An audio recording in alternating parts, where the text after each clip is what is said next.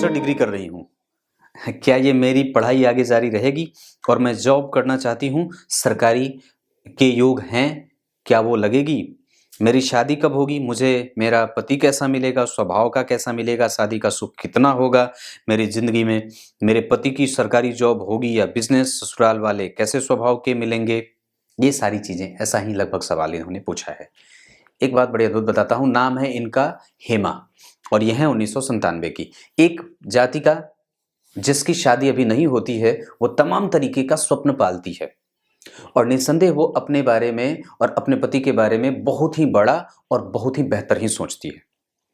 लेकिन कई बार हम उसको पाने से चूक जाते हैं या कई बार हम जो चाहते हैं वो हमारे साथ नहीं होता है। पर वस्तुतः अगर हम कुंडली देख लेते हैं तो हमें ये बात बिल्कुल ही अच्छे तरीके से उसका दर्शन करा देती है हमारी कुंडली कि वो बातें कितने जीवन में हमारे सत्य सिद्ध होने वाली हैं।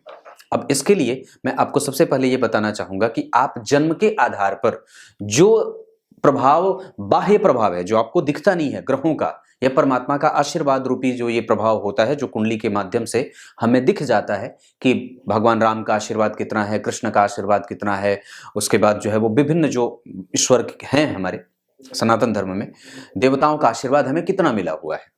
तो आषाढ़ माह में जन्म होने के कारण व्यक्ति का प्रभाव जो है वो बलिष्ठ है। व्यक्ति कभी भी थकता नहीं है, हारता नहीं है। उत्तरायण में न जन्म होकर के इनका जन्म दक्षिणायन में हुआ है। इस वजह से व्यक्ति जो है वो चिंतन करता रहता है, चिंता भी करे और चिंतन भी करे और जीवन में समस्याएं भी आती है। पॉजिटिव होने के साथ साथ व्यक्ति नेगेटिव भी होता है और विचारधारा बदलती रहती है। तुरंत तुरंत बदलने वाला निर्णय जो है वो बदलते रहते हैं और साथ ही साथ व्यक्ति के जीवन में समस्याएं भी कई बार आती हैं। ठंड बहुत ज्यादा है हमारी तरफ, बहुत ज्यादा। वर्षा ऋतु में जन्मे होने के कारण व्यक्ति के दिमाग में बहुत सारी चीजें लगातार बढ़ती रहती हैं। मतलब दिमाग में जो है वो उत्पादन क्षमता विचारों की बहुत ज्यादा होती है। शनिवार के जन्मे होने के कारण व्यक्ति कई बार बहुत ज्यादा सोच लेता है और कई बार उसको उतना पाने में बहुत ज्यादा मशक्कत करनी होती है या मेहनत करनी होती है जितना कि वो कई बार नहीं कर पाता है। थोड़ा प्रैक्टिकल, थोड़ा क्रूड या थोड़ा रूडियल बिहेवियर का भी होता है। निर्दयी भी कभी कभी हो जाता है, लेकिन वो बिल्कुल ही सटीक होता है। बल्कि बिल्कुल ये बात कहा जा सकता है कि यहाँ पे कि न्यायवादी परंपरा का पोषक होता है, न्याय करने वाला होता है। जीव हिंसा से व्यक्ति बचना चाहिए। इन्होंने सवाल भी पूछा है, मेरे घर में सभी लोग मांस खाते हैं जबकि मुझे उसकी दुर्गंध बर्दाश्त भी नहीं होती है। तो ऐसा क्यों और किस ग्रह के कारण ऐसा हुआ है? बुध और शुक्र आपकी कुंडली में लग्न को देख रहे हैं। आपकी कुंडली में गुरु नीच के 12 में है और जन्म कुंडली में अष्टम भाव में मंगल बैठे हैं और जन्म कुंडली में शनि जो है वो गंभीर बुद्धि का बना रहे हैं। साथ ही साथ आपकी कुंडली में गौर करिए तो शनि यहाँ के लग्नेश होकर के यहाँ स्वग्रही हो रहे हैं। यहाँ वो मीन राशि के बैठे थे, जिसके ऊपर गौर करिए तो मंगल का प्रभाव है। ये एक बड़ी अद्भुत बात है कि कुंभ लग्न की कुंडली और मकर लग्न की कुंडली के लिए अगर मंगल देख लेते हो लग्नेश को तो व्यक्ति धनवान हो जाता है, क्योंकि दशम के अधिपति होकर के जन्म कुंडली में लक्ष्मी संपन्न होने का वो परिणाम दे रहे हैं और व्यक्ति को उसका प्रभाव विकसित होता रहता है। क्लियर है? कृष्ण पक्ष के अमावस्या के होने के कारण एक बात तो तय है कि आप सोचते बहुत ज्यादा हैं और आपका दिमाग कभी भी शांत नहीं रहता है। वो हमेशा ही चिंताओं में ग्रसित रहता है और वो कई बार नौकरी में मिलने से दूर करता है और नौकरी में जाने से भी मशक्कत करनी पड़ती है। इन्होंने सवाल पूछा है मेरी उच्च शिक्षा कैसी रहेगी, वो भी बताऊंगा।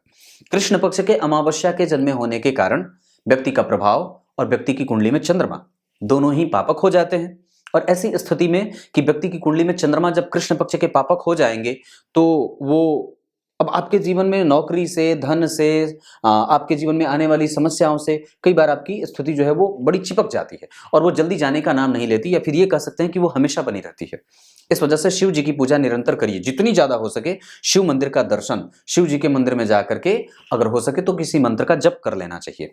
पुष्य नक्षत्र, सिद्धि योग, चतुष्पाद करण, ब्राह्मण वर्ण और देवगण के होने के कारण व्यक्ति के अंदर, आपने जो पूछा था ना सवाल कि मेरे अंदर ये सात्विकता कहां से आ बैठी है, क्योंकि मेरे घर वाले तो बहुत खाते हैं। सुनो घर वालों, मैं बोल रहा हूं, इधर देखिए, केबीसी से नहीं बोल रहा, मैं नकुल पाराशर बोल रहा हूं। नहीं खाना चाहिए, मत खाइए। धर्म ग्रंथ में यही बात लिखी है। भारत गर्म प्रदेश में आता है, गर्मी ज्यादा बढ़ जाएगी तो घर में जो गर्मी बढ़ जाए अगर दिमाग में, तो घर का पर्यावरण अनुकूल ना होकर के प्रतिकूल होने लगता है और बुद्धि में विकृति पैदा हो जाती है। अगर ऐसा होता तो सोच के देखिए कि जो ऋषि महर्षि हैं जंगल में रहते और जंगल में पशु नहीं रहते, वो सब मार करके ऋषि महर्षि खा जाते। ऐसा है कि नहीं है? है कि नहीं बात? तो हम धरातल वाले जो लोग हैं, हम जो ऐसे लोग हैं जो सामान्यतः मैदानी क्षेत्रों में रहते हैं, उनके लिए ये भोजन नहीं है। और निस्संदेह इसके लिए आप लोगों को जिम्मेदार होना पड़ेगा कि ये बिल्कुल ही कि तुम मरो तो मैं तुम्हें खाऊंगा। अपने सीधी सी बात है, आप जरा सोच के देखो। यही बात है कि किसी ने मुझे बात पूछी थी कि क्या मैं पंडित जी मांस खा सकता हूं? मैंने कहा क्यों, शाकाहारी से पेट नहीं भरता? इतना बड़ा पेट है तो ऐसा कौन सा जो है वो, अब कई बार जो है वो मैं शाकाहारी हूं और पूर्णतया हूं, और मैंने जहां तक देखी है कि कुछ लोग जो है वो इसी नाम पे जो है वो कुछ लोग इसका बहस भी बना देते हैं। कुछ लोगों को जो है वो जीभ से जो है वो पानी भी आ जाए, पर जो है वो किसी को मार करके अपना पेट पालना ये पशु तुल्य कृत्य होता है और ये पशुओं को ही शोभा देता है।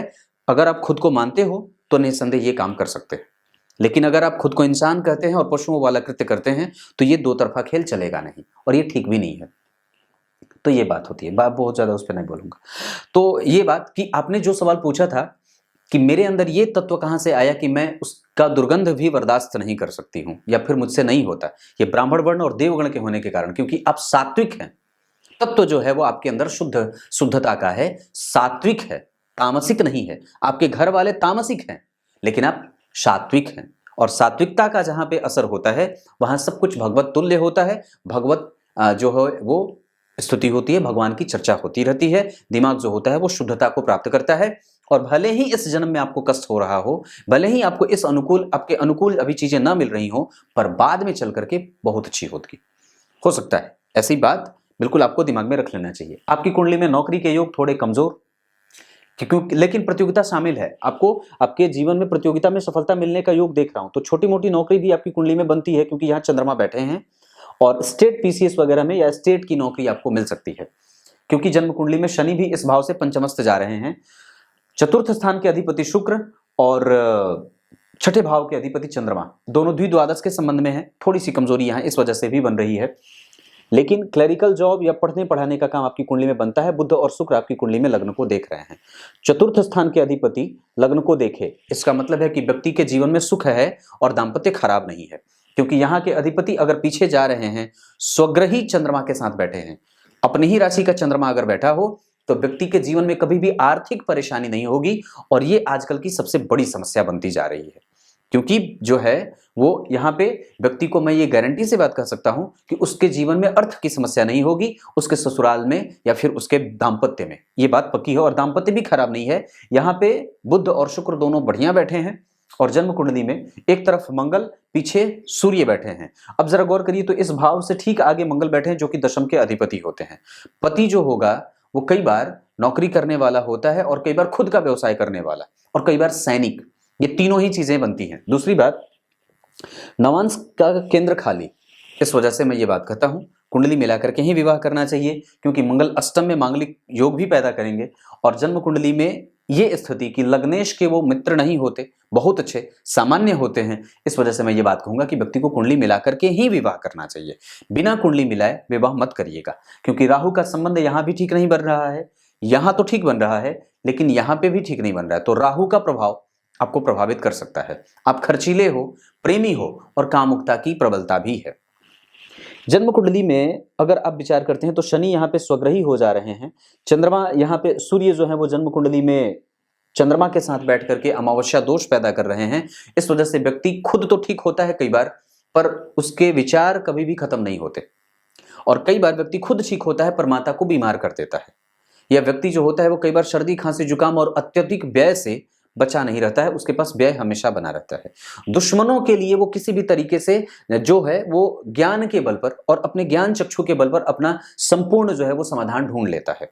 भाग्य का बल हो, माता का आशीर्वाद प्राप्त होता है, व्यक्ति को सुख की प्राप्ति होती है, माता पिता का आश्रय और प्रश्रय हमेशा व्यक्ति को मिलता रहता है। साथ ही साथ व्यक्ति जो होता है वो सांसारिक सुखों का भोक्ता होता है, क्योंकि शुक्र और बुध लग्न को देख रहे हैं तो दो शुभ ग्रहों के साथ राहु का भी प्रभाव शुभता का हो जाएगा। लेकिन यहाँ पे सिंह राशि के बैठे हैं तो राहु की दशा कष्टदायक हो सकती है। ये पक्की बात है, ऐसा देख लेना चाहिए। तो ये बात है, आपकी कुंडली में दशा तो अभी जो है वो चल रही है 2021 के चौथे महीने से बुध में गुरु आए हैं और ये बुध जो है वो 2026 तक चलेंगे और ये बुध आपकी कुंडली के लिए होते हैं अष्टम और पंचम के अधिपति। और पंचम में सप्तम में बैठ करके प्रेम विवाह का योग भी आपने पूछा है। सप्तम भाव में राहु का बैठना शुक्र के साथ ऐसी स्थिति नहीं है बहुत ज्यादा, क्योंकि पंचम के अधिपति होकर के सप्तम में बैठने से खाली योग नहीं होता है, लग्नेश को भी देखना पड़ता है।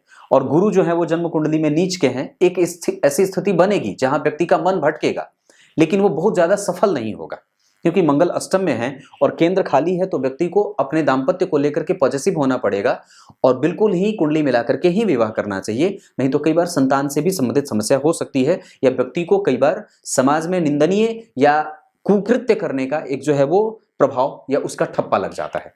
ऐसा मत करिएगा। कई बार व्यक्ति को अंक कम मिलते हैं, उसको जिस विषय पे बहुत ज्यादा भरोसा होता है उसी विषय में उसके अंक कम होते हैं।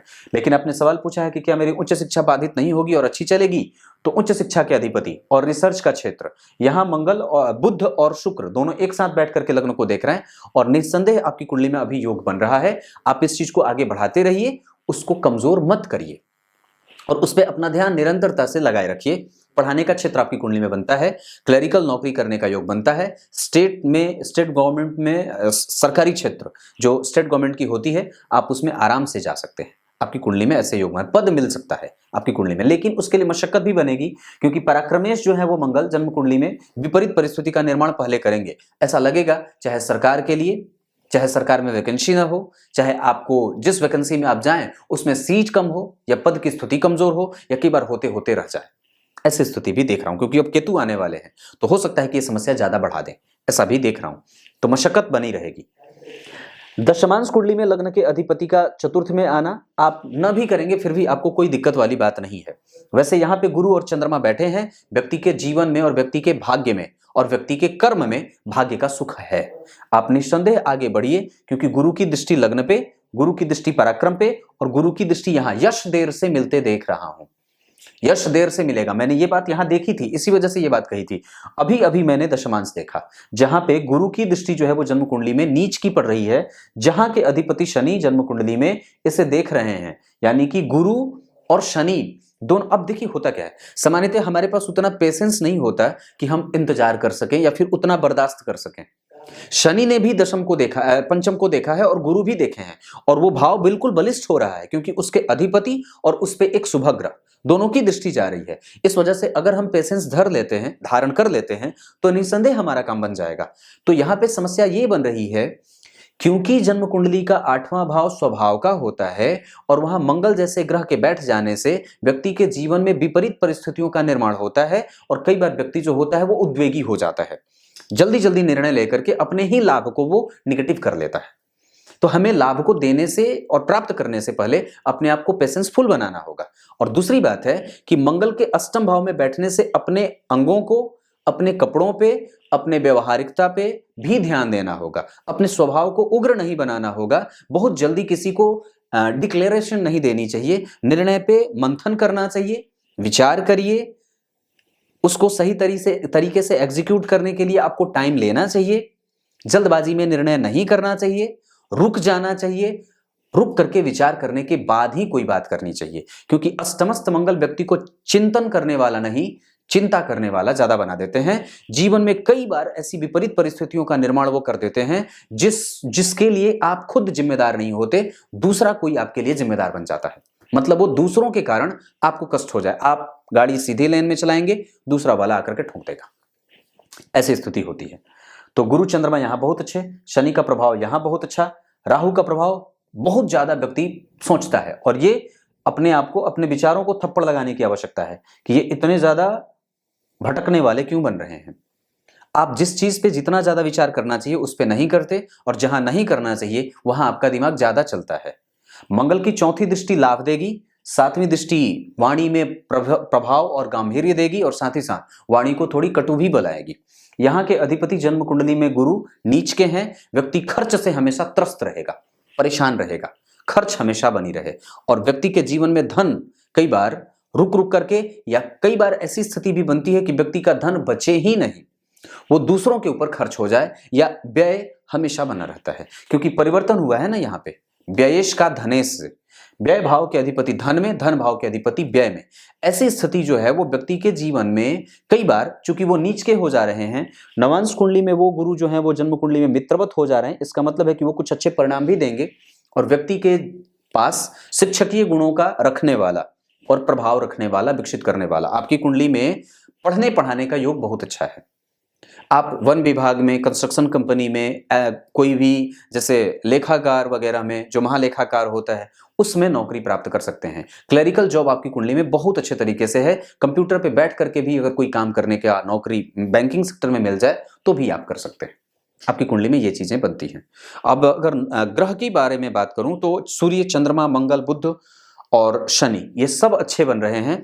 गुरु और शुक्र कमजोर हैं, लेकिन आपके अंदर ब्राह्मण वर्ण और देवगण के होने के कारण सात्विकता हमेशा विराजती रहेगी। इस वजह से कभी भी उन लोगों के दबाव में आकर के, या ससुराल में भी अगर लोग भोजन ऐसा वाला करते हो तो इसको बदलने के प्रयास में मत जाइएगा और बिल्कुल भी मत बदलिएगा। अगर हो सके तो अपने प्रभाव से दूसरों को प्रभावित करिए, खुद प्रभावित मत होइए, खास करके गंदी और गलत चीजों से। जो चीजें गलत हैं वो हैं, वो उसको गलत बोलने में कोई हर्ज नहीं है। इतनी बात बनती है। नवांश खाली है, सावधान रखना होगा अपने आप को, और सावधानी भी जरूरी है। दशमांश कुंडली में कर्म क्षेत्र ठीक है और गुरु चंद्रमा का प्रभाव है, भाग्यबल है, और व्यक्ति अगर रिसर्च करना चाहता है, खोजबीन करना चाहता है तो निस्संदेह आगे बढ़े, उसमें कोई भी दिक्कत वाली बात नहीं है। दाम्पत्य में गुरु जो है वो जन्म कुंडली में लग्न को देख रहे हैं, गुरु भाग्य को देख रहे हैं, गुरु शनि को देख रहे हैं। पति नौकरी करने वाला और साथ ही साथ कई बार वो टेंडर लेने वाला या भारी काम करने वाला, भारी भरकम काम करने वाला होता है। ऐसी स्थिति दाम्पत्य के लिए दिशा पश्चिम दिशा बनेगी। अगर पति सिंह राशि का हो या कर्क राशि का हो, मिथुन राशि का हो, तुला राशि का हो, धनु राशि का हो, या इन्हीं लग्नों का हो तो दाम्पत्य अच्छा चले। आपकी कुंडली में संतान वगैरह का कष्ट आपकी कुंडली में नहीं देख रहा हूं। हालांकि जो शनि है वो इस भाव से केंद्र में जा रहे हैं, इस वजह से थोड़ी सी मशक्कत इस भाव की बढ़ जाएगी। यहाँ से तृतीयस्थ दो शुभ ग्रह राहु भी बैठे हैं पर एक सामान्य परिणाम दे रहे हैं, पर इस घर के ठीक आगे ग्रहण लगा हुआ है, इस वजह ग्रहण नहीं अमावस्या दोष लगा है, इस वजह से इस भाव को कमजोरी भी मिल रही है। चंद्रमा और मंगल का संबंध तृतीय एकादशवें का, ये अच्छा होगा, व्यक्ति को साहसिक और पॉजिटिव अप्रोच रखने वाला बना देगा। चंद्रमा और गुरु का प्रभाव जो है वो जन्म कुंडली में एक दूसरे को देख रहे हैं, लेकिन चंद्रमा पापक हैं इस वजह से, और गुरु भी कमजोर हो रहे हैं इस कुंडली में, इस वजह से गुरु और चंद्रमा का जो गज केसरी वाला फल मिलेगा वो कमजोर मिलेगा। गुरु ने सूर्य को देखा है, इस वजह से व्यक्ति नैतिक तत्वों का पालन करने वाला हो, माता और पिता का आदर करने वाला हो, सास ससुर की सेवा करने की आदत डालने वाली लड़की मिल हो तो ये बड़ी अच्छी बात है।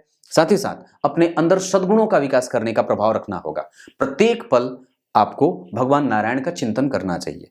आप कुंभ राशि के हैं, कुंभ लग्न के हैं, और राशि जो है वो कर्क की है। इस पे कर्क राशि पे ढैया और साढ़े साती का कोई प्रभाव नहीं है, हालांकि अभी मिथुन पे है, आगे आने वाला जरूर है। तो बजरंग बली की पूजा अवश्य ही कर लेनी चाहिए। वट वृक्ष लगाइए अपने जीवन में, बरगद का पेड़, वट वृक्ष जो होता है ना, वट वृक्ष, उसको लगा लीजिए और उसको बड़े होते देखिए, उसकी सेवा करिए। ये बात आपकी कुंडली में बनती है। गणेश जी के मंत्रों का जप और रामायण का जो श्लोक हो, अगर उसका कोई एक श्लोक, आप कोई एक चौपाई आप अगर कर लें तो ज्यादा बढ़िया रहेगा। आपकी कुंडली में ग्रह बल अगर देख लूं तो सूर्य मजबूत है, वो परिणाम देंगे हमेशा। इसका मतलब है कि आपका दाम्पत्य कभी भी खराब नहीं है।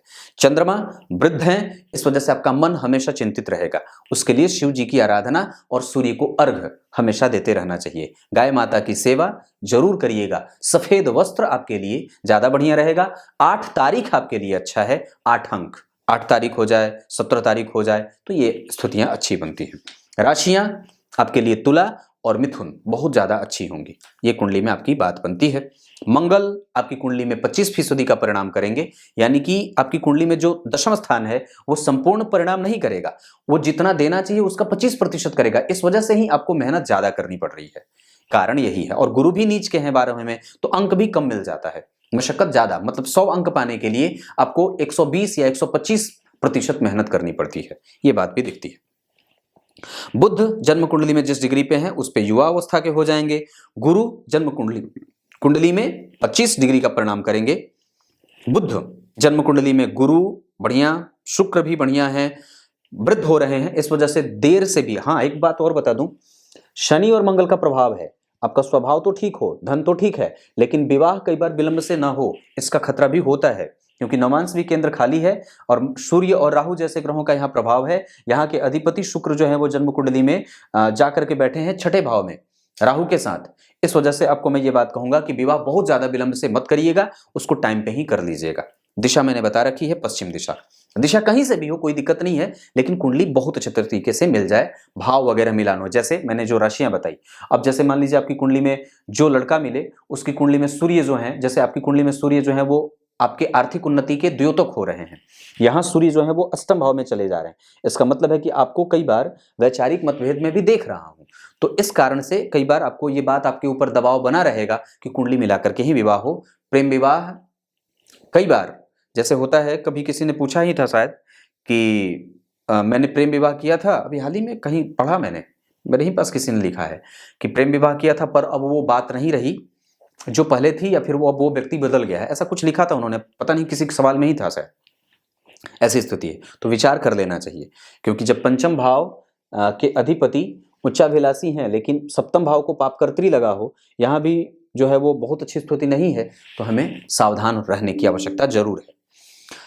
शनि जो है वो और राहु और केतु, शनि आपकी कुंडली में जिस डिग्री पे है उसके आधार पर वो बाल अवस्था के हो जाएंगे, और राहु और केतु मृतप्राय हैं। राहु की दशा आपकी कुंडली में अभी आई नहीं है, केतु आ रहे हैं तो राहु भी एक्टिव हो जाएंगे। केतु का प्रभाव आपकी कुंडली के लिए गौर करिए तो लग्न में बैठे हैं, बीमार मत होइए आप, और दार्शनिक अपने आप को ज्यादा मत बनाइए, बिल्कुल शांत रहिए। आपके अंदर जो ज्ञान है उसको किसी दूसरे को देने की कोई आवश्यकता नहीं है। जब जिसको आवश्यकता पड़ेगी वो स्वयं आने ले लेगा और ले जाएगा। अपने आप को जितना ज्यादा हो सके चरित्रवान बनाइए, अपने अंदर जितना ज्यादा हो सके धार्मिक गुणों का विकास करिए, अपने अंदर जितना हो सके अपने आप को शुद्ध और मनस्वी बनाने का प्रयास करिए। आप दार्शनिक हैं, आपके मत प्रत्येक दूसरे व्यक्ति से अलग हैं, और आप किसी दूसरे सामान्य व्यक्ति की तरह बिल्कुल भी नहीं है। यही कारण है कि आपके परिवार वाले अलग धारणा को शामिल करने वाले हैं और आप थोड़े से अलग हो, जो कि अच्छी बात है। इसके लिए मैं आपको अप्रिशिएट करता हूं और बहुत अच्छी बात है, ये बहुत बड़ी बात है, बहुत सद्गुण वाली बात है। ब्राह्मण वर्ण और देवगण के होने के कारण आपके अंदर शुद्धता है। आप किसी को देख करके जलते नहीं, किसी से आपका कोई झगड़ा नहीं है, किसी से आपकी कोई लड़ाई नहीं है, किसी से कोई वैमनस्व का भाव नहीं है। बिल्कुल व्यक्ति शुद्ध और सात्विक प्रवृत्ति का होता है, विचारधारा अच्छी होती है, उसका मन संतुलित है, पर वो थोड़ा कमजोर है क्योंकि उसके पास यहाँ पे कमजोरी है। यात्रा में किसी पे भरोसा ना करें, किसी पे भी भरोसा ना करें। मामा मामी पे भी आपकी कुंडली में संबंध थोड़े कमजोर हो रहे हैं, उनके साथ संबंध संतुलन वाला रखिएगा। चाचा चाची, चाचा के लड़के, किसी अनजान पे, क्योंकि आप जातिका हैं 1997 की, तो मैं ये बात और भी ज्यादा सुरक्षा के दृष्टिकोण से ये बात कह रहा हूं। अपने अंगों को लेकर के सावधान रहें, विशेषतया वस्त्रों को लेकर के। तब तक के लिए बहुत बहुत नमस्कार।